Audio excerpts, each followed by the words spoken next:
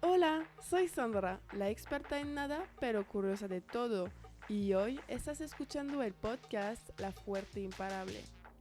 En este episodio estamos con Teresa Jiménez Gómez, especialista en estrés postraumático, perito privado en abuso sexual en niños, niñas y adolescentes y doctora en ciencias penales. Con Teresa hablamos de su trayectoria, cómo llegó a elegir a ser psicóloga y esta especialidad, también su proceso hasta llegar a Gamburu. Si te gusta el podcast, puedes seguirme en Instagram @lafuerteimparable. Espero que le van a gustar este episodio con Teresa. Aquí vamos, c'est parti. Hola Teresa, gracias por aceptar mi invitación y bienvenido en el podcast La Fuente Imparable. ¿Cómo estás?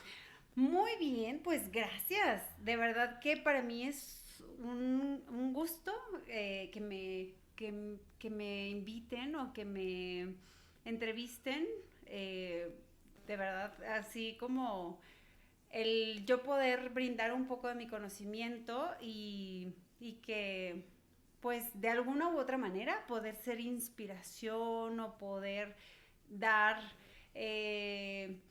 parte de mi trayectoria o poder, no sé, como el poder recorrer todo mi camino y poder saber el por qué estoy aquí. Está interesante. Me emocionó mucho cuando me platicaste y dije, pues sí, va, acepto. Una buena experiencia de retro de toda la vida y cómo estamos aquí. Qué cool.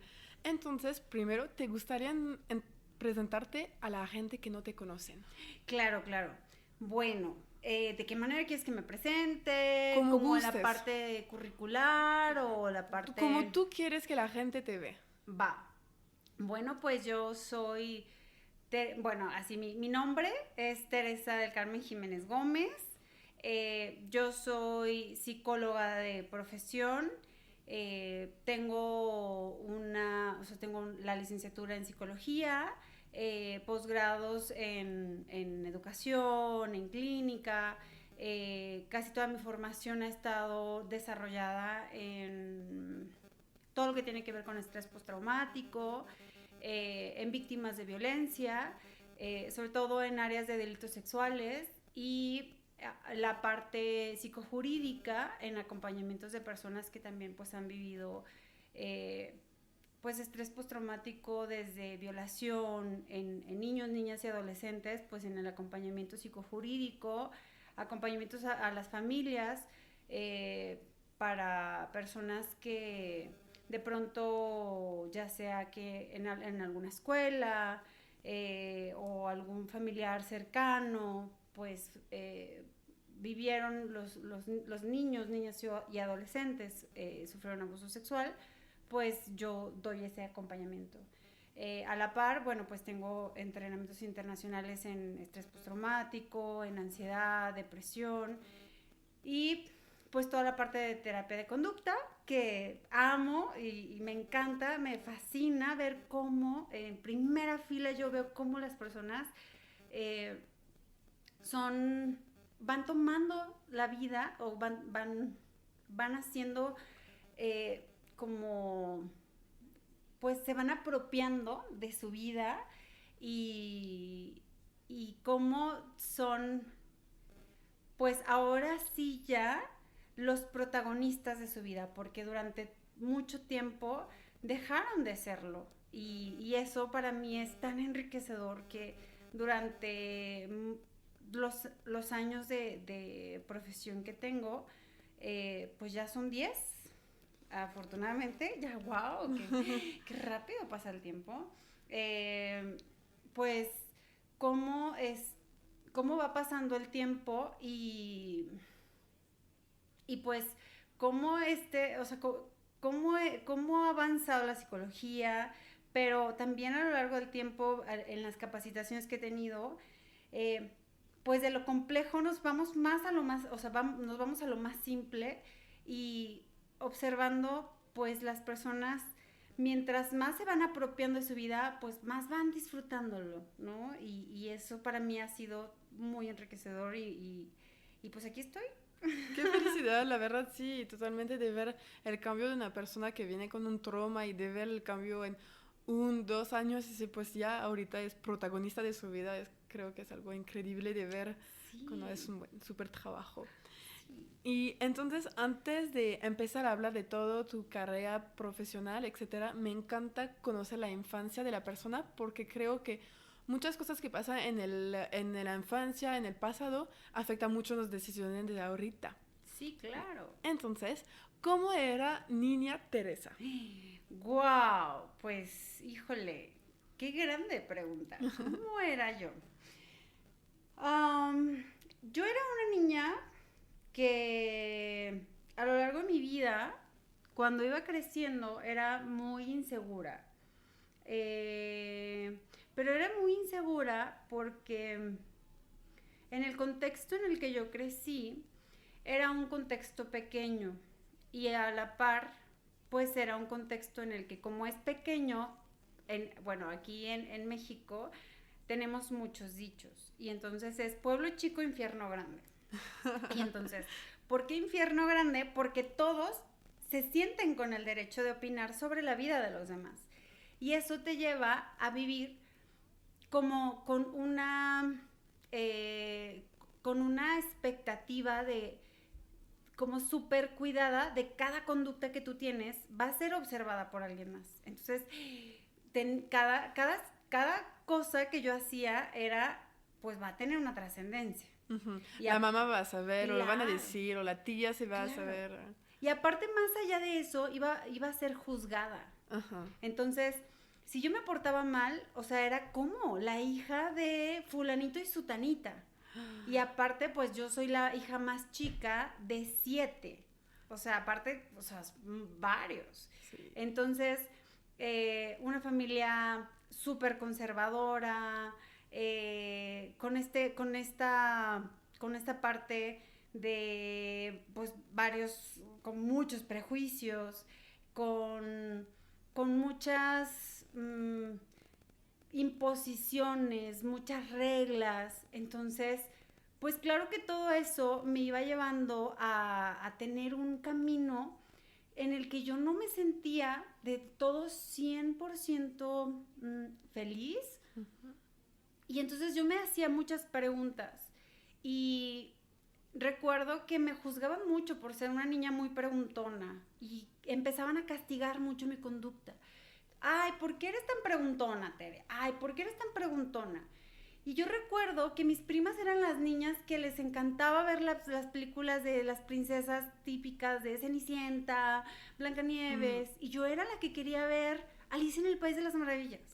O sea, porque yo quería ver cómo ella tomaba decisiones diferentes, cómo ella le gustaba leer y cómo ella, pues, estaba persiguiendo un conejo que quería ver el tiempo y por qué estaba corriendo el conejo y por qué tenía cosas diferentes esa película.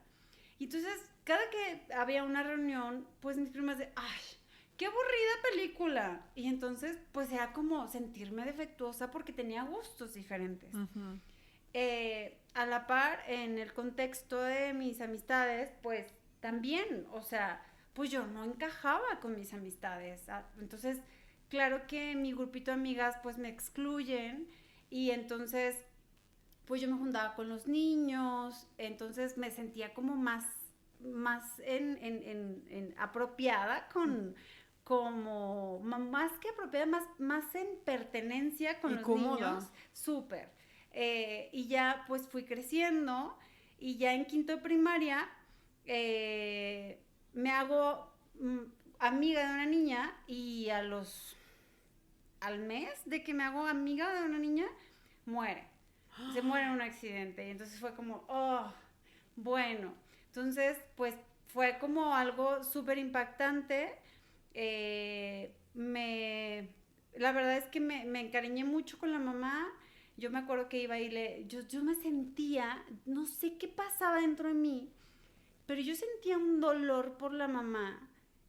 No lo puedo explicar, Ujú. pero yo sentía que yo tenía que hacer algo por la mamá. Sí, de Como una niña, cuidarla. sí. Ah. Pero yo ahora digo, ahora lo veo, pues era esta ansiedad de cuidar a los demás, de como una regla que me autoimpuse, ¿no? Y entonces, pues yo iba a platicar con la mamá y yo sentía ese dolor de la mamá. Entonces tenía esa empatía gigantesca. Entonces pasa el tiempo, ya paso secundaria, en primero secundaria creo que fui la niña más rebelde del mundo. ¿Por qué? Pues no sé qué pasó ahí, bueno, quizás sí, como que entre que ya tenía más grupo de amistades, entre que ya empezaba a tener cierto reconocimiento social por tener rebeldía con los maestros.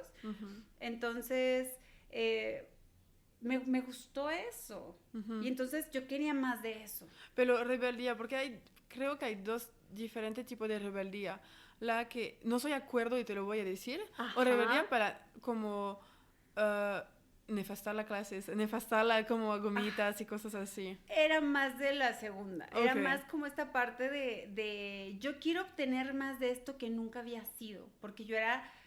Quizá no era la niña más inteligente, o sea, no era sí, pues no era la más inteligente, porque, pues claro que me la pasaba angustiada, claro que yo tenía ansiedad desde muy chiquita, porque me sentía defectuosa, pero acá, ya cuando estaba en primero de secundaria, o sea, era delicioso saber que me iba a estar, o sea, que iba a pertenecer, aunque sea al grupo de los que rebeldes. Teníamos detención y nos quedábamos al final de la escuela y era padrísimo. Y entonces, ya en segundo de secundaria, pues ya tenía un grupo ahora sí ya de amistades, ya pues más, pues mejores amistades, podríamos decirlo. Y ya, pues ahora sí, ya era de los primeros lugares, ya no era del lugar 23, yo era el 24 en primera secundaria, no, acá ya era de los 5 primeros lugares. Sí, entonces como siempre tuviste capacidad, claro, pero solo no quería porque... Claro, sí, o sea, pero ya cambié, o sea, ahora ya pertenecía a otro espacio, ya tenía una amistad muy chida con una amiga. Y en tercero secundaria muere mi hermana, me accidento, tengo un accidente automovilístico y muere una hermana. Okay. Y entonces, otra vez como que entre que eso desequilibra un poco la situación de, pues como de casa, y ya faltaban como 3 meses para terminar tercero secundaria, eso pues como que... pues ya medio libré la secundaria y ya entré a preparatoria y yo recuerdo que yo quería estudiar medicina, pero yo tenía súper claro desde como 7, 8 años que yo quería estudiar medicina, pero yo quería ser urgencióloga. O sea, yo decía, yo quiero estudiar medicina, pero no medicina desde cirugía plástica o cirugía o pediatría o sea, no, yo quería estudiar medicina, ver sangre y salvar vidas. Okay. O sea, y así me veía. Ser la primera en contacto con la persona. Sí, o sea, yo quería ver eso. Y cuando me accidento, o sea, cuando nos accidentamos, ver a mi papá así, o sea, verlo expuesto y ver así la situación o sea, como en riesgo de que muriera mi papá, que mi hermana se me murió, o sea, que muriera en brazos, o sea, porque yo lo tenía en mis brazos, y darme cuenta que no podía salvar vidas. La verdad es que dije, yo no quiero estudiar medicina, porque realmente el médico no salva todas las vidas. Y ahí como que dije, no quiero esto. Okay. Y entonces avancé, o sea, fui avanzando, como en toda esta parte como de como a proceso de asimilación. Claro que me alejé de mi grupo de amistades, porque pues no sabía cómo asimilar toda esta situación. Y a esta época no íbamos al psicólogo cuando pasa este tipo de trauma, es como, no. es tú contigo mismo y pues aguantar. Exacto. Y luego aparte, pues familia conservadora, contexto chiquito. Claro, muchísima gente se acercó a ayudarme, mis amistades iban y buscaban ayudarme. Recuerdo, o sea, hasta recuerdo que iban y me invitaban y yo siempre buscaba un pretexto para decirles, no, es que mi mamá no me dejó, es que pues no puedo, porque aparte mi papá estaba en un proceso de recuperación súper doloroso. eh, yo me sentía culpable, o sea, decía, ¿cómo me voy a ir a festejar algo? ¿Cómo me voy a ir con mis amigas?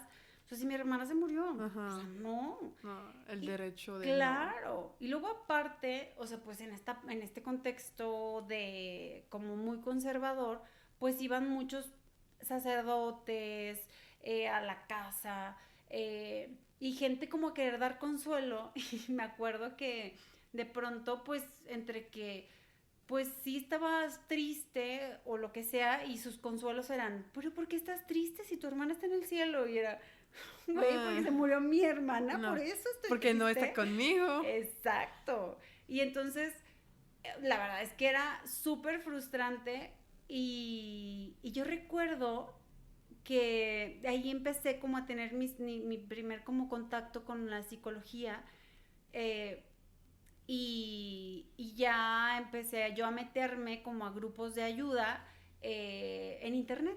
Y entonces estaban como estos Latin Chat, así se llamaba, y me metía por las noches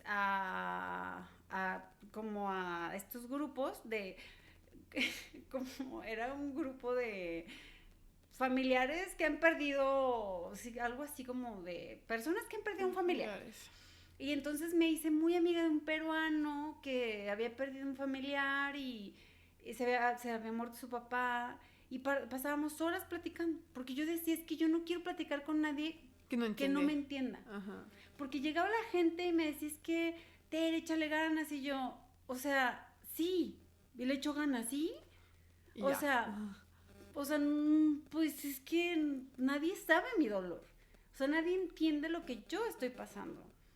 Y ya pues poco a poco, entre que pues iba leyendo, me refugié muchísimo en la lectura, me refugié muchísimo en las películas. Y reitero, o sea, me invitaban a salir mis amistades y yo pues no quiero molestar a la gente. O sea, porque... Pues no tener ganas, y que Exacto. siempre va a ser igual. Pero échale ganas, pero sí, pero ahorita no me siento a echar ganas nada ahorita. Ay, sí. Y ya dije, pues, o sea, no, obviamente mis papás no me van a, o sea, no me van a apoyar como para ir al psicólogo o algo así, porque pues ellos no creen en esto. Y su máximo apoyo que me iban a dar, pues, era, pues, ve con un padre a platicar de esto, ¿no? Y era como... No. El psicólogo del rancho es el padre. Exacto. Y entonces, pues ya decidí como buscar mis herramientas hasta que pues iba a ir decidiendo sanarme. Y ya así, poco a poco, pues fui como sanando lo que yo experimentaba, hasta que recuerdo una vez una amiga que me dice, extrañamos a la Tere de antes. Y aparte, o sea, era tan incongruente porque, o sea, dejaron de invitarme y luego me enojaba porque no me invitaban. Yo, es que hicieron un evento y ¿por qué no me invitaron? Y yo, pues sí, ¿qué esperaba? Si me la paso negando ir. Uh-huh. Pero era el orgullo de por qué no me habían invitado, ¿no? O sea... Sí, es como el FOMO, de yo quiero estar en todos lugares, también si no puedo, pero yo quiero al mínimo de que piensen en mí a ir allá. Uh-huh. Y ya así, cuando me dijo ella eso, dije, creo que necesito hacer algo, necesito cambiar algo. Y ya, pues sí, fui haciendo algunas modificaciones conductuales al respecto y dije, sí, ya necesito ya como salir del hoyo. O sea, porque pues en este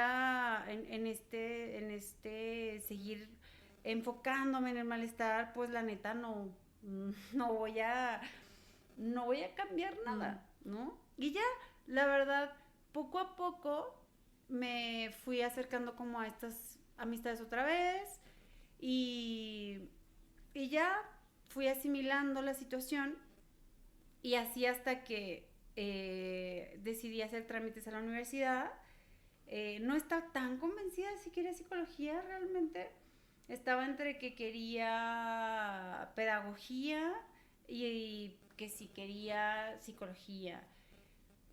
Hasta que después decidí que sí quería psicología y decidí que quería psicología porque pues tuve mi primera relación de pareja que fue pues un novio que fue súper violento, o sea, súper muy, muy ¿Controlador? manipulador. Ok. Creo que esa es la palabra, muy manipulador y muy chantajista. Y entonces creo que para mí eso fue la manera en la que... ¿De entenderlo, quizás? no de entenderlo, pero de verdad era un antisocial en muchos sentidos. No, no me encantan este modelo biomédico en el que categoriza, pero creo que esa es la manera en la que la audiencia puede llegar a entenderlo, pero entonces me tocaron vivir muchas cosas como no tan gratas con él y, y la verdad creo que, o sea, eso fue como el match de, ¿sabes qué? Neta, quiero saber cómo funciona La gente. la gente. Y ya eso fue lo que, pero no era como un rollo de, mira, me voy a meter a estudiar porque quiero sanarme y no. O sea, yo decía, me quiero meter a estudiar porque quiero saber qué onda con la criminología y quiero saber qué onda con toda la parte de, o sea, yo estaba como muy enfocada en que quería trabajar con niños con TDA y autismo. O sea, eran como mis dos vertientes laborales. O sea, yo eso lo tenía así como mi anhelo, o sea, mis ganas, o sea, cuando entras a psicología llegas como todo iluso, ¿no? Así de, yo quiero esto, pero pues en la carrera te vas transformando. Y, y bueno, ya me desvié un montón porque me hiciste una pregunta. No, está súper bien, es esto lo que busco justo. Entonces, pues entras a la universidad con todas tus ilusiones, que yo voy a estudiar eso, y cómo te la pasas como en todos tus momentos de universidad, como descubriendo que realmente es la psicología, etcétera. Híjole, superó muchísimo más las expectativas que yo tenía porque cuando yo inicio la carrera, pues yo sí venía como con un montón de incertidumbre, con muchísimas cosas que yo estaba como entre resolviendo de mi persona y pues experimentamos un estrés postraumático de una relación violenta. Sí, aparte. Entonces, con un miedo de qué va a pasar y si me hace algo y entonces como toda esta parte era como horrible. Entonces fue muy complicado de estudiar algo que de entender la gente a lo mismo de vivir eso. Claro, claro. Pero creo que fue lo mejor que me pudo haber pasado porque, reitero, y no era mi intención, o sea, no era así como de, me voy a meter a estudiar esto porque quiero sanarlo, no, o sea... pero la gente en general, entender cómo funcionan, etcétera. Claro, claro. Y de verdad, o sea, fue lo mejor que me pudo haber pasado porque tuve un apoyo extraordinario de mis tíos, de mis primas, o sea, primero me vine a vivir a la casa de unos tíos y de mis primas y eso fue pues el aprender, el estar en un lugar en el que no era pues en el que yo crecí. O sea, el salirte desde, o sea, del pueblo.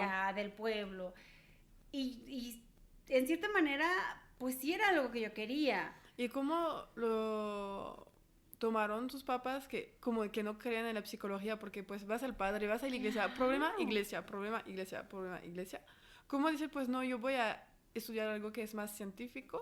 Uy, mis papás apoyaron o sea, me apoyaron mucho porque pues me vieron mal, o sea, me vieron mal de la situación que estaba viviendo, entonces fue como, hija, o sea, vamos a salir adelante, pues lo que tú decidas, aquí estamos, vamos a, o sea, va. Un súper apoyo. Súper. Y entonces, pues eso la verdad fue una forma tan increíble de empujarme.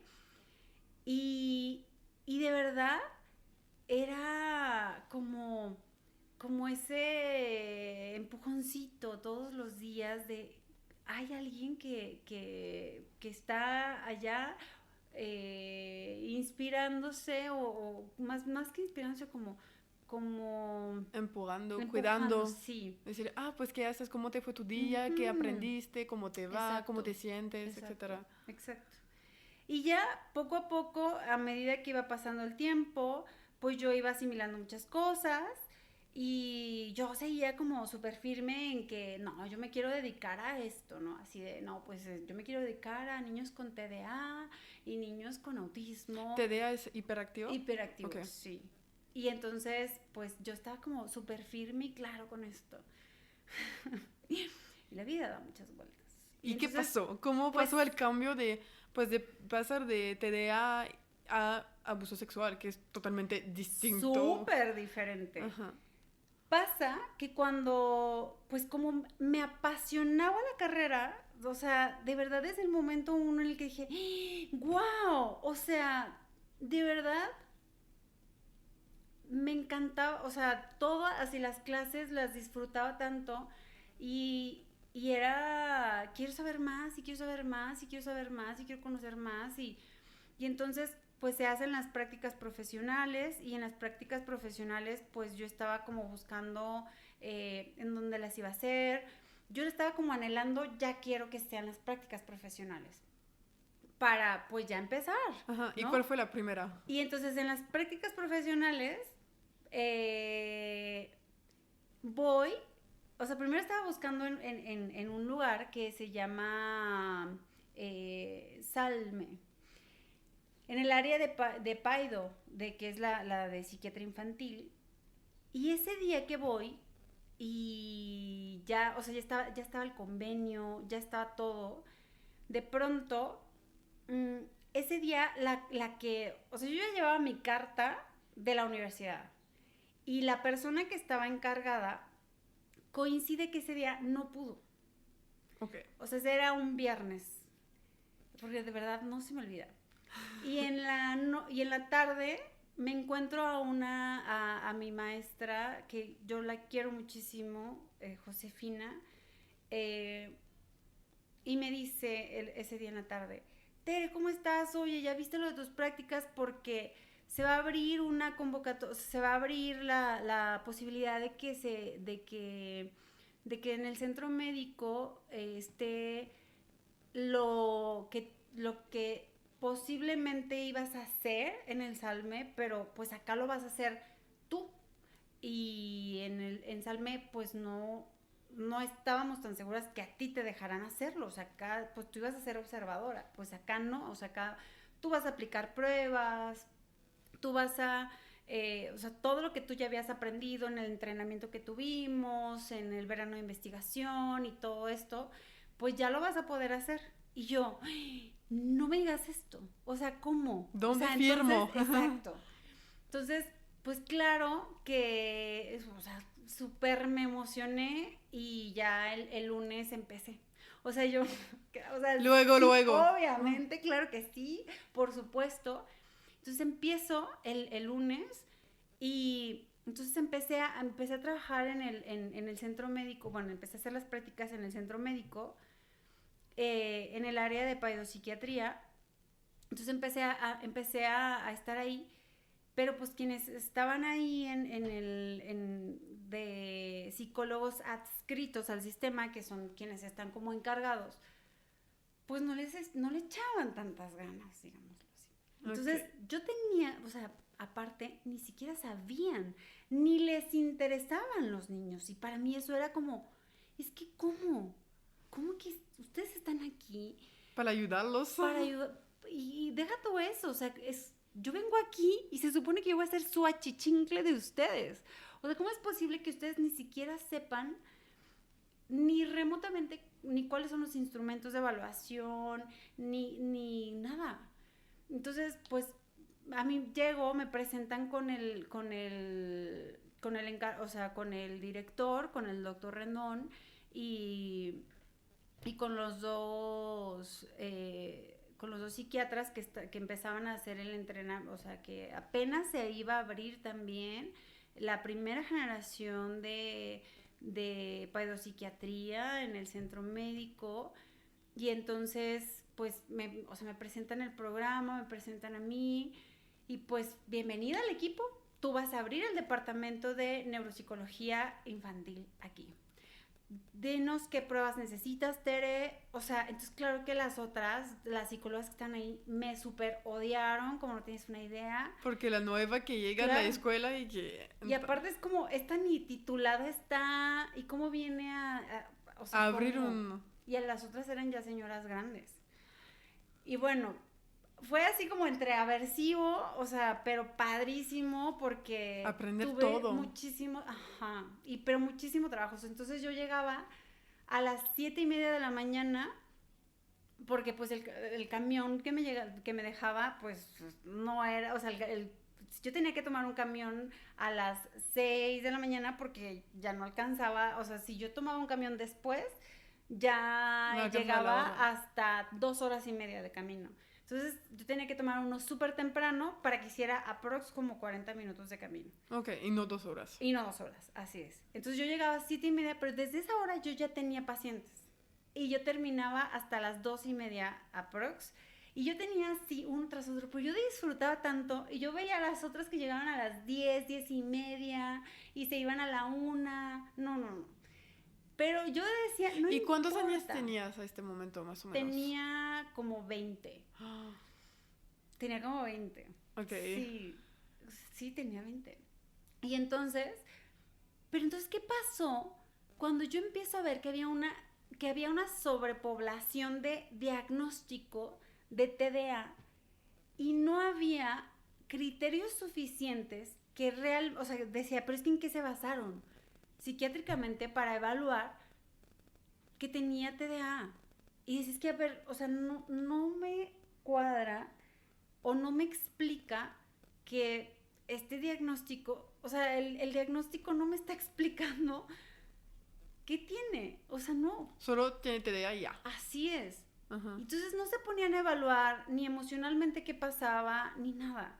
Entonces de repente empiezo a tener casos más complicados, o sea, un caso de una chava que le había encajado un desarmador en la ingle a su papá. Uh-huh. Una chava súper seductora, de que yo iba por ella a piso y bueno, tenía a todos así, todas las enfermeras la amaban y la adoraban.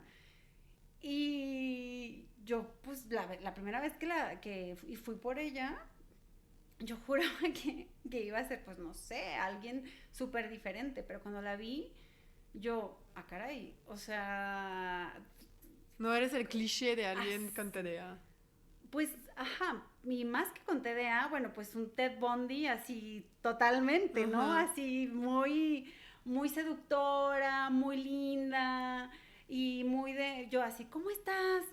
Pues mal, no tuve un sueño reparador profundo. Y yo, ¿what? O sea, este término yo lo aprendí hasta la facultad y tú a los 12 años ya... Lo conoces.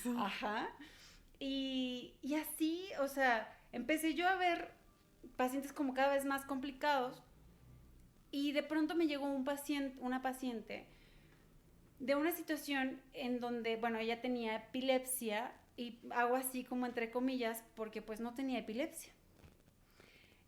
Entonces empiezo a revisar como a profundidad, y veo que pues había una situación emocional que no me cuadraba. Ok. Y Y bueno, no sé si conozcas el centro médico, pero pues ahí la división entre cama y cama, pues nada más es una cortinita. Sí, ajá. Entonces la evaluación que yo tenía que hacer ahí en ese caso, pues todo era... no se escuchaba. Sí, entonces pues, ay, ¿qué vamos a hacer? Y no sé, o sea, ¿qué vamos a hacer? Pues vamos a hacer una exploración libre, pues porque yo necesitaba interactuar con la niña y pues ver qué información me daba. Porque pues no, o sea, no le voy a aplicar una prueba de inteligencia si sus funciones ejecutivas pues no estaban tan al 100. Uh-huh. Entonces, pues estábamos ya en la interacción y de pronto, ay, pues, ¿qué vamos a hacer? No, pues vamos a jugar a la roña. Y yo, ay, ¿de qué se trata este juego? ¡Qué padrísimo! Y pues ya, vamos a jugar a que yo te quito la ropa, porque estábamos jugando a como unos titeritos. Y entonces te voy a tocar todo el cuerpo. Y yo así de, what? Ok. Y entonces... ¿Quién te enseñó este juego? Así es. Y más, entonces yo, ay, mira, qué padre está este juego. ¿Y quién, o sea, con quién juegas este juego? No, pues que con mi papá. ¿Qué? Ay, oye. Y entonces ya empezó a ser como súper explícito el juego. Ajá. Y terminamos de jugar el juego y claro que yo, o sea, abro la cortina y tenía al papá y a la mamá afuera. No y entonces, manches. horrible. Entonces, claro que, o sea, yo estudiante, yo decía, ay, claro, yo nada más quiero dedicarme a psicología porque quiero trabajar nada más con rehabilitación neuropsicológica. No quiero trabajar con las emociones, no me interesan. Ajá. Y claro que le tocó todo. la vida, ja, claro, sí, iba a decir al caso. centro. O sea, el modelo biomédico, o sea, ni al caso, no. O sea, rebasa. O sea, y entonces pasa que, pues, o sea, estaba desbordada la situación. Entonces se hace, o sea, yo hablo con el doctor, se hace toda la explicación de qué onda. Y yo lloré todo el camino del centro médico a la universidad. Toda esa tarde me acuerdo que me la pasé así como de, ¿qué onda? Al día siguiente pues ya estábamos como en el plan de servicio social, qué vamos a hacer. Y claro que pues los papás pues ya, o sea, los papás ya habían sacado a la niña. La niña estaba poseída, claro que la niña era una niña mentirosa. Y entonces yo lloré más, yo me frustré más. Sí, porque entonces, ¿qué hacer a esta edad? Dice, no, quiero ayudarla, pues sí, pero si las papás la sacaron, pues que algo y como encontrarla y Entonces para mí, en ese momento, en ese momento, despertó quién es la Tere de hoy. Ok. O sea, en ese momento dije, o sea, de nada me sirve llorar, de nada me sirve así, sí, pobrecita niña, o sea, pues sí, claro, yo quería salir de ahí, agarrar un bisturí y cortarle todo al señor. Pues sí. O sea, quería tasajearlo. Sí. Sin embargo, pues, al final del día, pues no le pude brindar las herramientas que la niña necesitaba. Y para mí fue tan doloroso decir, dejé vulnerable a una niña. O sea, dejé a la deriva a una niña con su agresor. Adentro de su casa. Entonces, no, ¿sabes? O sea, no me lo perdonaba y eso fue como horrible. También es como 20 años sin herramientas y le ponen este tipo de situación que... Sí, claro. O sea, pero claro que entonces para eso fue como es que necesito saber, necesito entrenarme, necesito conocer. Uh-huh. Y claro que en el Inter, bueno, me he llevado muchos chascos de muchos lugares en los que, pues, pareciera como que tienen ciertas herramientas, pero otras no tanto. Y lo único que yo creo que no basta con tener una buena intención, Sandra. O sea, la realidad de las cosas es, tenemos que ir más allá. O sea, tenemos que tener un entrenamiento suficiente para hacer contención con la familia. Tenemos que tener un entrenamiento suficiente para saber hacer un buen análisis funcional de la conducta del niño, de la mamá, del papá, del tío, de la prima, de quien sea del contexto, porque el contexto va a vulnerar o va a ser el que nos va a proveer de las herramientas suficientes para que el menor o la menor vaya a salir adelante. Sí. Porque definitivamente algo que me ha pasado a lo largo de los años en el trabajo es, o sea, no con enseñarle al niño que diga, no quiero, va a ser suficiente. Eso no. O sea, ¿qué llevó a que la niña, porque era una gemela? O sea, ¿por qué la niña, por qué a ella sí le aplicaban la roña y a la otra no? Sí, porque eligió ella una otra. Y eso no tiene que ver con un delirio cósmico en donde, oh sí, es que ella es la llamada y la otra no. O sea, no, porque hay muchos lugares en los que así se vive. ¿Sí? Claro. Y aparte así se lo plantean. Ay. O sea, no, aquí va más desde un manejo de realidad objetiva en donde, a ver, o sea, ¿cuál es la regla de vida que sea autoimpuesto quien está siendo la víctima del abuso? En donde, yo me tengo que sacrificar por la familia, o quien está experimentando el abuso y no sabe cómo expresarlo.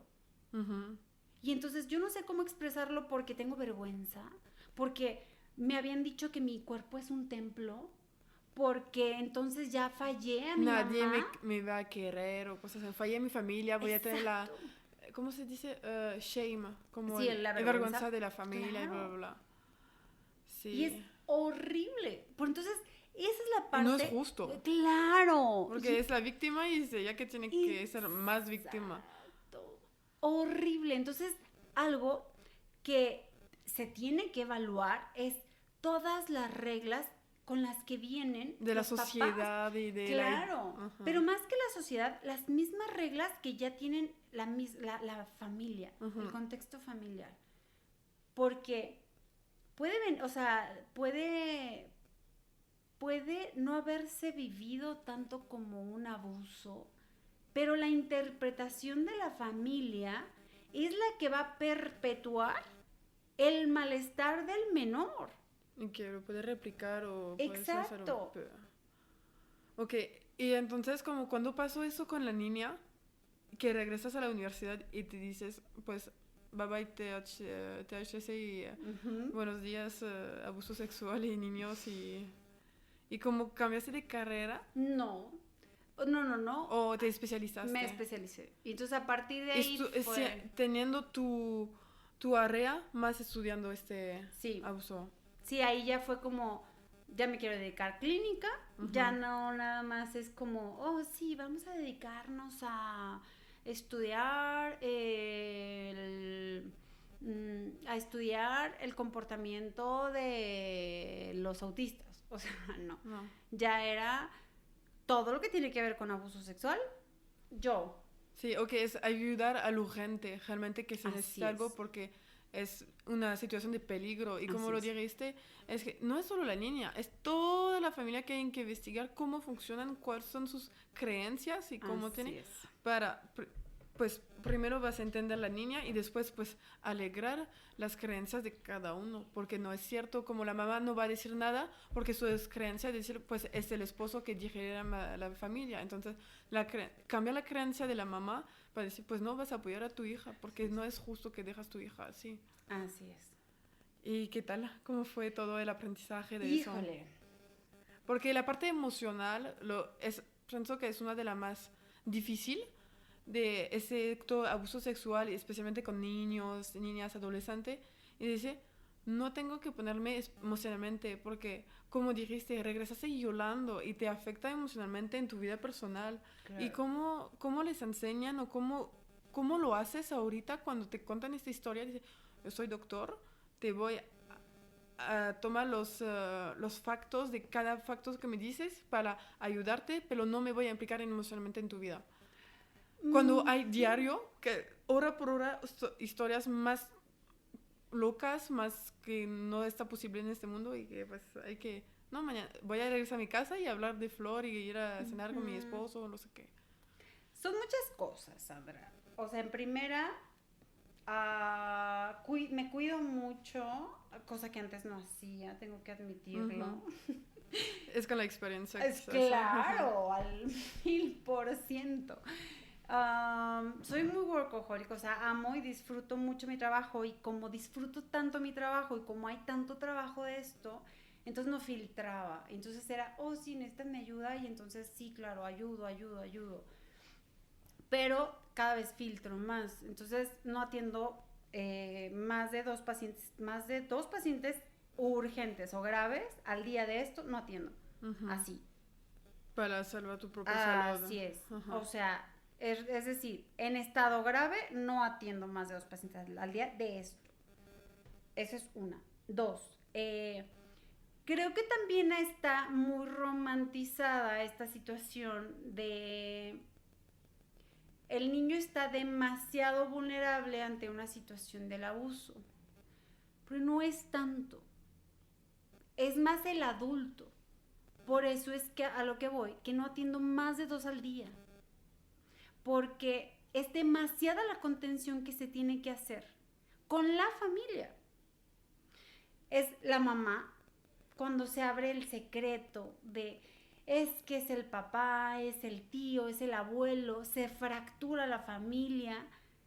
Y entonces yo tengo que cuidar todas las verbalizaciones que se hacen, porque a partir de ahí es mucha la culpa que se vive del menor a partir de que se abrió el secreto, porque es como, es que por mi culpa ya no vamos con el abuelo, por mi culpa ya no vamos con el tío, ya no vamos con el primo, ya no vamos con quien haya sido el agresor. Y es que espérate, o sea, no fuiste tú la culpable. Es la persona que lo es hizo. la persona quien cometió el abuso. Y entonces es toda esta parte de la contención, y creo que mucho es yo todo el trabajo terapéutico que tengo de mi persona, y claro que en su momento cuando me pasó a mí eso, ya, o sea, yo empecé tratamiento ahí. Ok. O sea, desde ese momento que a mí me pasó esa situación, yo dije, yo quiero estar fuerte Para ayudar. porque no es mi lucha, es la lucha de cada niño que viene conmigo. Entonces, eso es lo que más, o sea, más me ha gustado, porque yo no me engancho. O sea, por ejemplo, aún incluso en los casos psicojurídicos.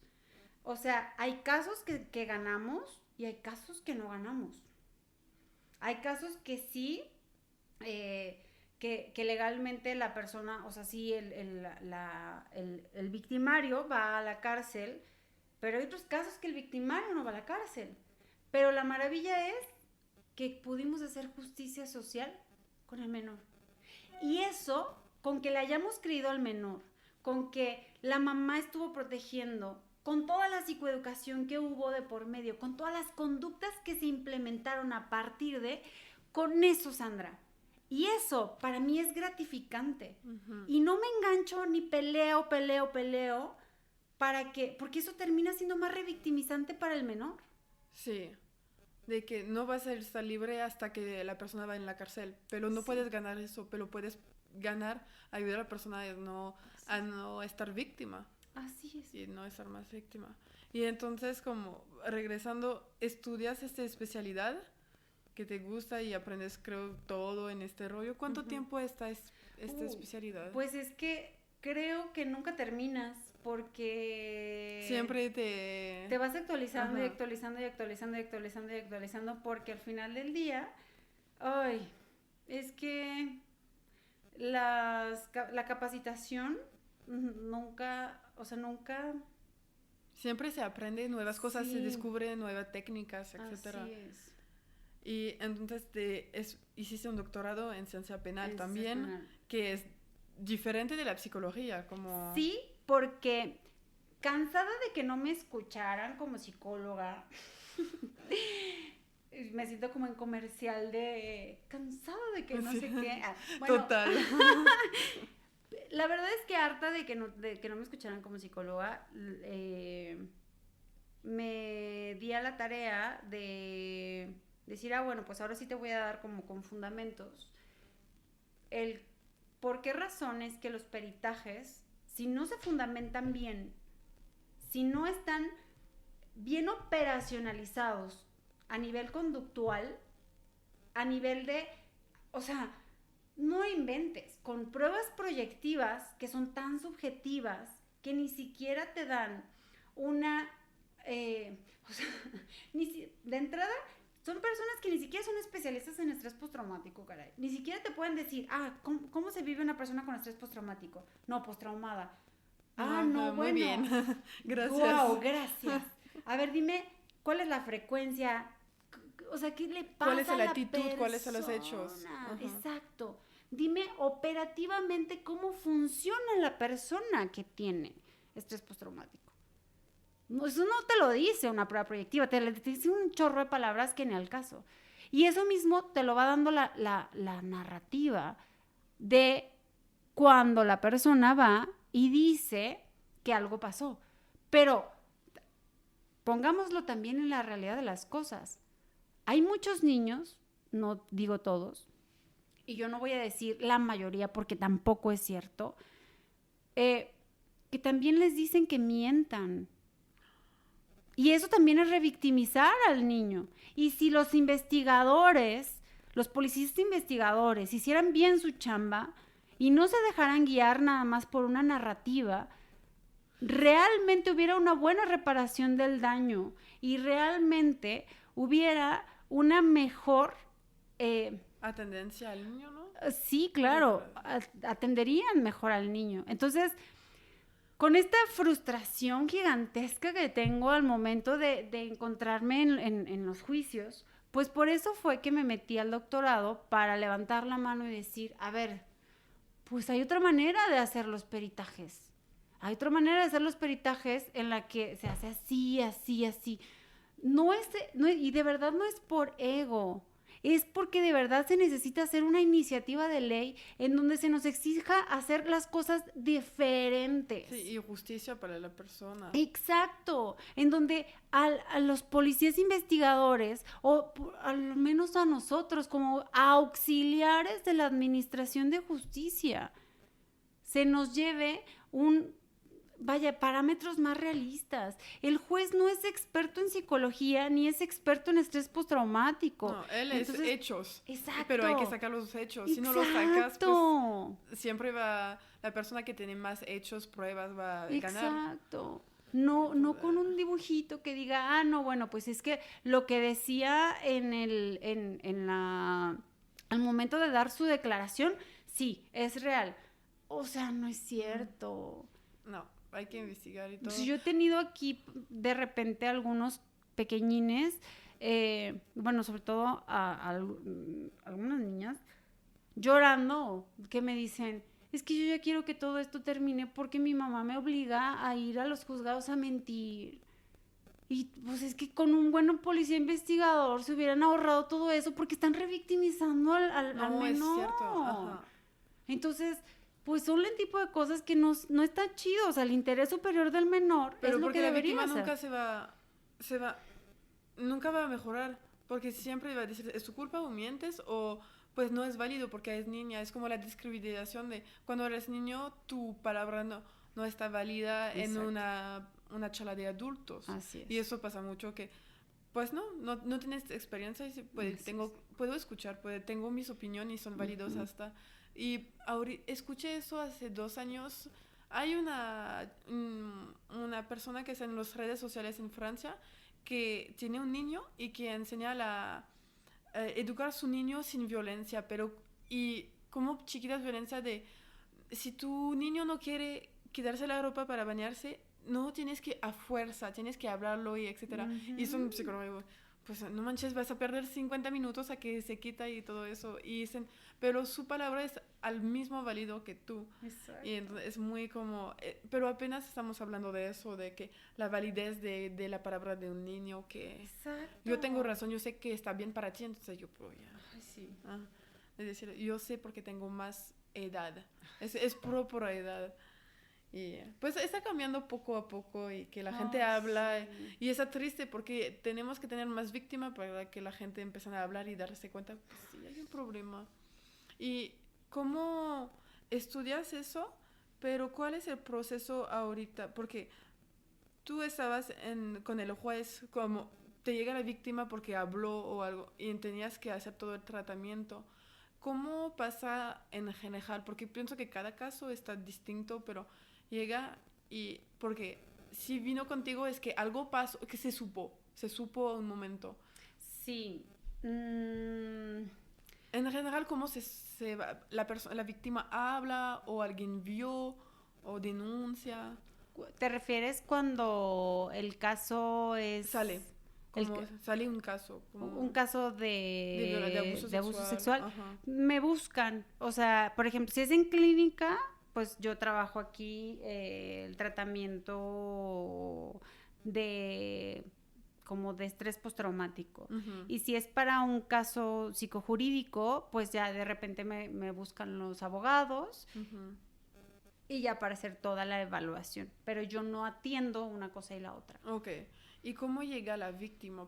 ¿Cómo pasa el proceso? Pienso que pues obviamente cada persona es distinta, etcétera.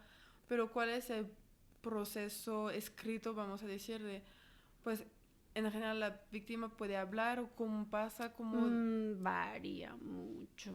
O sea, por ejemplo, he tenido pequeñines que en la primera consulta, es más, en 2 consultas no hablan nada y están detrás del mueble y durante toda la sesión yo no tengo que violentar su proceso. Ajá. Y tengo que hacer el espacio que aquí sea tan recreativo y que aquí no sea para nada como aversivo. Algo de adulto. O sea, que aquí sea como agradable, y cero manipulador de, ay, oye, si no vienes aquí me voy a enojar. Chantaje. O sea, cero. Ajá. Tengo que cuidar muchísimo todo ese tipo de cosas. Y al igual que yo no les doy un regalito al final de las sesiones. Porque todo ese tipo de cosas, todo ese tipo de conductas van perpetuando la situación de interacción que ya vienen trayendo ellos. Entonces, si no dices nada, te regalo eso. Así es. Ajá. Entonces, yo aquí busco jugar y entonces yo me pongo aquí súper divertida y exagero mucho la interacción para que el niño poquito a poquito vaya confiando en el espacio. Y yo le doy la razón en que no confía en mí porque no soy alguien que conoce. Uh-huh. O sea, yo soy una persona completamente desconocida para ella. Sí, que ponen en medio y... Así es. Inclusive yo a los papás, yo a la puerta la dejo emparejada y yo le voy pidiendo a los papás, bueno, a la mamá o a quien sea el cuidador primario, que vaya entrando y saliendo para que le vaya dando confianza al menor. O sea, no es así como de, ay, aquí te vas a quedar y tus papás no. ¿Y qué me va a pasar? Y asustarse claro. durante todas las horas. No. Ajá. Entonces, que vayan entrando, inclusive de pronto juego un poco con la mamá y luego le pido que se vaya y que vaya en esta parte intermitente exponiéndose un poquito al malestar para que vaya siendo gradual. Ok. ¿Y cómo te ha seguramente tocado pues caso de éxito o de ver realmente el cambio? De Muchísimo. Como que se regresan realmente no con víctima a la sociedad. Claro. Y todo. Por ejemplo, en este caso de este pequeño, o sea, después de la segunda sesión, al final, ya era como de, llegaba, agarraba los juguetes y se los llevaba detrás del mueble y empezaba a jugar. Y yo, excelente, eso es excelente. Uh-huh. Y ya después de en la tercera sesión, ya se sentaba conmigo y eso es excelente. O sea, y poco a poco. Y hasta la cuarta sesión empezó a jugar conmigo. Y yo respeto su proceso. ¿Y cómo hiciste? Porque, juega, está muy bien, pero ¿cómo lo haces para ayudar? Y como tu objetivo es que habla de eso, es de a esta edad de cómo lo haces. No, o sea, vaya, no es como de, oye, nos vamos a sentar a hablar de este tema. No. Ajá. O sea, si el menor va marcando la pauta siempre, pero siempre sí o sí, yo voy moldeando la conducta que yo necesito que tenga, que es que el niño vaya siendo mucho más fuerte allá afuera, entre que moldeo y modelo la conducta. Ah, mira, es que así se debe hacer, y ya una vez que yo le enseño cómo hacerlo, el niño la va haciendo allá afuera, ya la va exponiendo aquí, y ya entonces ya yo le voy moldeando, cómo le voy corrigiendo, cómo así no, y ya poco a poco mi interacción con el niño va a ser el papel más importante. Busco mucho hacerles trampa también, para que en la interacción el niño pueda defenderse. Okay. Porque, ¿de qué manera, por ejemplo, si te fijas aquí, pues todo está lleno de juguetes. Sí, lleno. Se transforma este consultorio. Entonces, con los juguetes, dependiendo de, o sea, si son dinosaurios, acá tengo, por aquí tengo juguetes como muñecos sexuados, y ya, o juegos de mesa, y ya el niño, o el niño, niña, adolescente, va teniendo ciertos gustos, y ya dependiendo de los gustos que va teniendo, yo voy como entrando por ahí, y entonces yo ya voy como buscando que como interactuar diferente, y entonces ya voy haciéndole trampita. Okay. Por ahí, por ejemplo, ese juego de los monos locos. Sí. Tiene un dado que tiene naranja, verde y rosa. Y entonces lo tiras.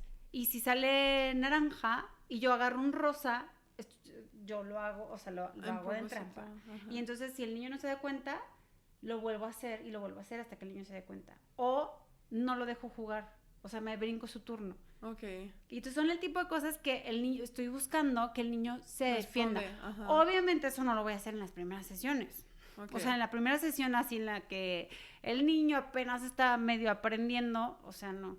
En la primera es como de, o sea, voy validando, voy reconociendo, le voy dando este como permiso que quizá no tiene. Ese lugar que quizá no tiene, que en casa a lo mejor no se lo han dado. No puede decir, ajá. Porque en casa a lo mejor esa es la primera tarea. Y ojo, siempre, sí o sí, se entrena a los papás a la par que al niño. No creas que nada más entro con el niño y al niño nada más trabajo. Claro que no, el contexto es la parte primordial para el tratamiento. Ok. Entonces es una chamba gigantesca, no creas que nada más es el niño. Entonces es todo, y de ver cómo el papá, cómo actúa y todo. Wow. Y tengo una pregunta, porque, por ejemplo, a veces gente necesitan de tener creencia para que les ayuden. Como yo, aquí la religión mayoría es el catolicismo, etc. Entonces hay psicólogos que, pues si crees en eso, lo voy a poner para que te sientes... Como hay gente que utilizan religiones para que te sientes mejor, o como budismo. Y por ejemplo en Francia lo que pasó es que no hay más creencia. Ahorita catolicismo no hay mucho, no somos un país que crea mucho en las religiones. Entonces ahorita es universo, espiritualidad. Y hay mucha espiritualidad para la salud mental, que pues haces eso, este tipo de... Puede ser meditación o puede ser otras cosas. ¿Qué opinas sobre todo como que no son científicas estas... Híjole. ¿Sí crees que está posible de agregarlas, usarlo como... En este tema, en tema específico de... a lo mejor en tanatología puede funcionar, es decir... se me murió un ser querido y tengo que creer en algo más, porque pues eso me da sentido de que en algún momento me voy a reencontrar con esa persona que murió. Sí. Pero en tema de abuso sexual, dime tú cómo. No. Te voy a decir porque esto es riesgoso al millón. porque muchas de las terapias te ponen, y de los entrenamientos, de muchos de los entrenamientos que he tomado, es horrible porque te ponen a agradecerle a tu maestro de vida. Y eso, claro que no es un maestro de vida. O sea, tú no debiste vivir eso, punto. Sí, no es... O sea, no tienes que llevar una buena relación con tu papá si tu papá te violó durante años. O sea, claro que no. Porque entonces tú estás dando un doble mensaje. Entonces, tú estás dando un doble mensaje en donde tú te tienes que sentir mal por tu papá, tienes que sentir empatía por tu papá. Y entonces eso, ¿dónde te deja a ti en tu experiencia de autocuidado? Eso, claro que no.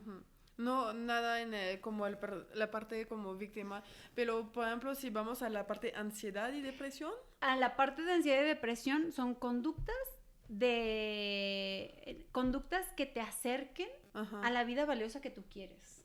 Ok. Si tú le vas a dar un contenido místico o mágico, si tú le quieres, o sea, la religión y lo que sea, si tú lo quieres practicar, adelante. Pero mezclarlo con psicología es un error gigantesco. Okay. Si yo quiero ser, o sea, si yo soy católica, practicante y todo eso, pues qué chido. Pero eso es aparte. No es dentro de la psicología. No usarlo para... Porque si yo lo uso aquí en el consultorio, qué riesgoso. Porque imagínate que aquí viene una persona que se siente culpable porque le es infiel a la esposa, porque... no sé, porque se dedica a la prostitución y esa persona no está llevando los preceptos de acuerdo a esa religión. Entonces, claro que va a tener una creencia de defectuosidad de acuerdo a eso.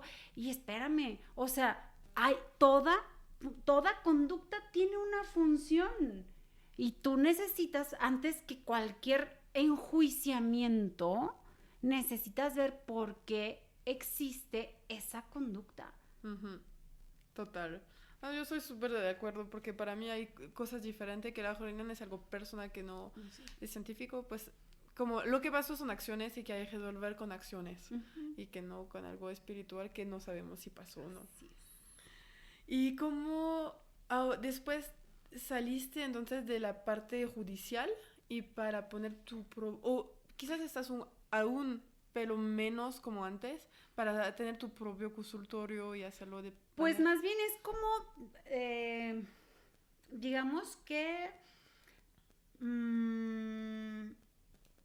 estoy, pero de una manera, digo, estoy como perito privado, ya no tanto como antes, y... O sea, más bien ya no acepto tantos casos como antes, porque antes era como, quiero ayudar. No, ya ahora soy muy selectiva con los casos que decido ayudar. Y decido enfocarme de lleno a toda la parte de la clínica de estrés postraumático. Y pues aquí estoy.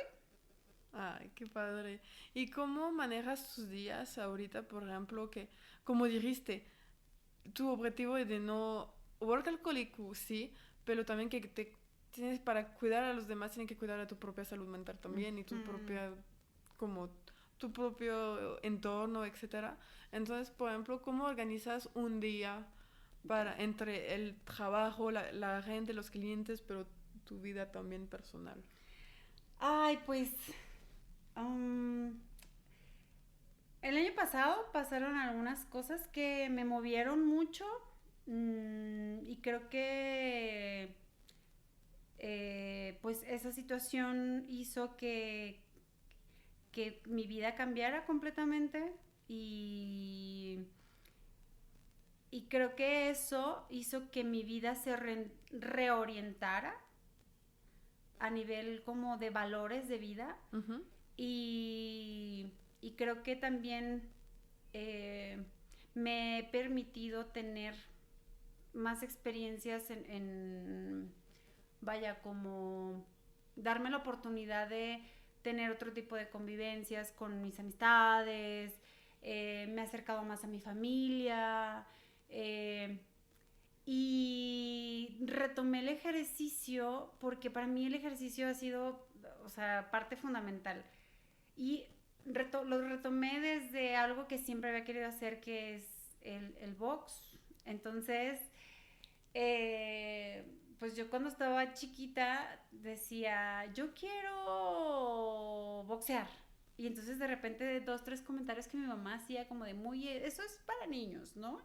Y entonces, pues yo en esta obediencia y en estos comentarios de no, sí, se me va a hacer el cuerpo feo, o no, sí, me voy a poner, no sé, O morretes niños. y cosas así. Así es. Y la verdad es que, híjole, me hubiera encantado haberlo hecho antes porque creo que me hubiera ahorrado muchas situaciones en mi vida. Y no porque realmente quiera agarrarme a golpes a primer... Autoconfianza. Es la autoconfianza del boxeo, de ser seguro de sí mismo, en su cuerpo. Impresionante. O sea, porque estamos en un país de alto riesgo y porque al final del día mi ansiedad ha disminuido cañón. O sea, porque parte de mi reorientación a una vida valiosa ha sido como, híjole, o sea, el poder caminar más segura y decir, ay, tengo una herramienta que no importa que no la use, pero ahí está y ya puedo salir, porque ya pues he tenido otros eventos de estrés postraumático. Entre ellos pues me bajaron una vez de mi vehículo a mano armada. Y entonces pues ya cada que salía antes de trabajar era como, ay, si me vuelve a pasar y todo eso. Entonces era como mi sistema de alarma o de alerta estaba como súper vigilante. Entonces ahora con el box o sea, ya no pasa nada. Y bueno, ¿y si pasa qué? O sea, tampoco es que me vaya a agarrar a golpes con otro asaltante. No, o sea, y es con como... arma y todo, ¿no? Pero ya por lo menos ya no estoy con esta hipervigilancia y eso es padrísimo. Y entonces ya le dedico a clases de box, ya no estoy, ya no atiendo 24/7 a mis pacientes, ya es de lunes a viernes, es muy raro que atienda los sábados, ya dejé la universidad, esto es reciente, esto es de esta semana, decidí que la universidad, o sea, la carga académica universitaria, pues ya las clases pues me dieron mucha satisfacción. Sí, soy una persona que me encanta la divulgación científica y yo sentí esa responsabilidad, pero digo, desde mi trinchera lo puedo seguir haciendo. Redirigir mi vida también es como, quiero yo capacitar a otras personas para que hagan lo mismo que yo. No porque, ay, no, qué preocupación, que se roben mis ideas. O sea, claro que no. Mejor, Así de hecho, es. porque para apoyar más gente y Así todo. es. Y olvidé algo que me hizo pensar cuando estabas hablando, qué hacer, como porque pienso que tristemente nos puede tocar a todos de conocer o de ver a alguien que estaba en situación de abuso. ¿Qué nos recomendarías? Porque la persona también está víctima, que no está lista a decirlo, pero también es para su salud, para su seguridad. ¿Qué recomendarías a alguien externo que, pues, que no somos víctima, pero que vemos una víctima de abuso? ¿Qué nos recomendarías de hacer? No ser invasiva. Y yo creo que lo mejor que podemos hacer con esas personas es lo que hice con este pacientito, de mostrarle que el consultorio es tan amigable, tan disfrutable, que a él le genere tanto interés que se quiera acercar. De dar la confianza de brindar la confianza de tal manera que esa persona pueda acercarse con ustedes. Okay. Porque muchas veces el que nosotros queramos llegar, imponer, decir, exigir, a veces termina siendo muy aversivo para la persona. Porque no está lista para hablar. Así es. Sí, no, tienes que hablar, pero no voy a... Así es. O porque no está lista para salirse de ahí. Sí, y pasa. Y está triste de ver a alguien que está víctima y que no quiere salirse. Así es. Pero también es su derecho de nuestro derecho es de... No sé, no es derecho, no. Tenemos que apoyarla, Así pero es. de su manera que ella, la persona víctima, quiere. Así es. Va. ¿Y cuál es el reto o obstáculo más difícil que te ha pasado?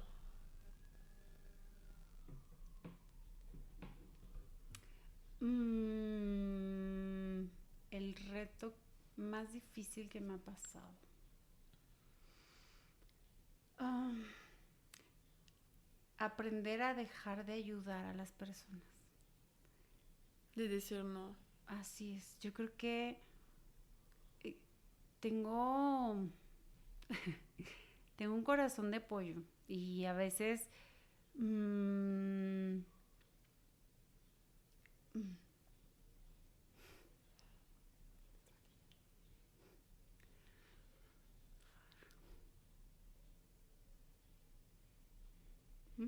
qué difícil. Creo que sí, definitivamente, el, el poder saber que no todas las personas van a poder ser ayudadas de la manera en la que yo quisiera ayudar a esas personas. Y creo que eso ha sido el reto más grande. Pero se logra. Y al revés, ¿cuál fue el momento de más orgulloso? Darme cuenta de eso. Y es un justo, y esto es algo súper reciente, pues, o sea, el darme cuenta que cuando pasó esto, justo fui la actriz principal de mi vida. Y justo ahí es cuando realmente me pude permitir acercarme a la vida valiosa que yo quería y decir no a esto, aunque me diera miedo lo que fuera a pasar y que al final del día nada de lo que creí que podía pasar pasó. Uh-huh. Ay, qué bonito. Y felicidades por eso. Y ahorita, ¿cuáles son tus futuros proyectos? Que pueden ser personales o profesionales. Estoy muy emocionada. Traigo, pues uno de los proyectos, bueno, son tres, lo voy a definir en tres. Uh-huh. Uno es empezar a capacitar. Sí quiero hacer un entrenamiento como en esta parte basada en evidencia para la atención a víctimas que han sufrido abuso sexual, más bien como el entrenamiento para las personas que actuarían, es decir, para psicólogos o psicólogas que estarían en la atención a víctimas que han sufrido abuso sexual. Por otro lado, no solo abuso sexual, sino estrés postraumático. Uh-huh. En general. Ajá. Por otro lado, sería escribir un libro sobre cómo se vive cuando interactúas con un narcisista. Uh-huh. Porque muchas veces se juzga mucho. ¿Cómo es posible que no se pudo salir de ahí? Solo tienes que irte. Así es. Y más que narcisista, nuevamente, como este modelo biomédico, me gustaría ponerle más desde cómo se interactúa desde la violencia. Así. Desde la interacción de chantaje, desde una interacción en análisis funcional de la conducta. Uh-huh. ¿Y sería un libro para todos, vulgarizado? ¿O sí. más para especialistas? No, la idea es para que exista esta justicia social para quienes son juzgados y revictimizados constantemente. Uh-huh. Ayer o antier, en estos días veía una imagen que que me sensibilizó y a la par me dio mucho molestia porque decía, y sobre todo era de colegas, ¿no? O sea, decía, estaban en la clase de psicopatología y empezaron a hablar sobre el narcisismo y entonces yo empecé a exponer mi situación que había vivido con mi pareja y entonces mi maestra me dijo que solamente una mujer dependiente, tonta y no sé qué, podría estar con un narcisista. Quedé. Y yo me quedé así de...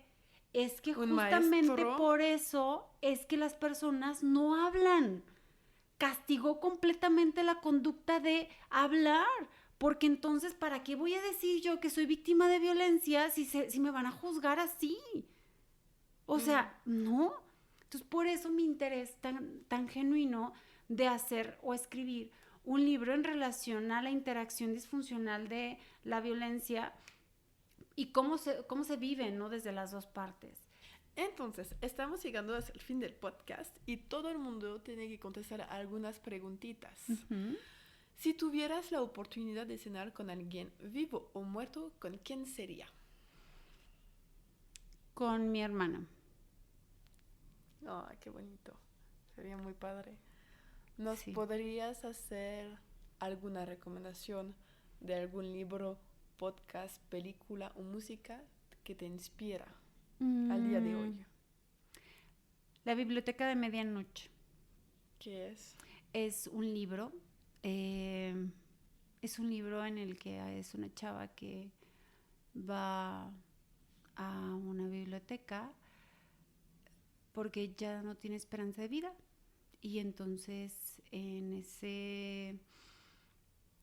esa biblioteca se empieza a imaginar cómo hubiese sido su vida uh-huh. con todas esas historias. Y entonces a partir de esa inspiración es que retoma nuevamente su vida.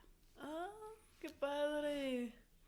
Está muy bonito, lo voy a poner en descripción. Uh-huh. Y por fin, si se puede, ¿dónde puede contactarte nuestra audiencia que quiere contactarte, interactuar, preguntarte cosas? Claro que sí, en las redes sociales, en Gambarú, igual si quieres te paso el correo, te paso también el teléfono de mi asistente uh-huh. y también te paso Instagram y te paso Facebook, te paso todo para que nos sigan. Ahí de hecho aparece en Instagram como gambarú.mexico, creo que sí. Sí, creo que es en México. Ajá. Creo que bien.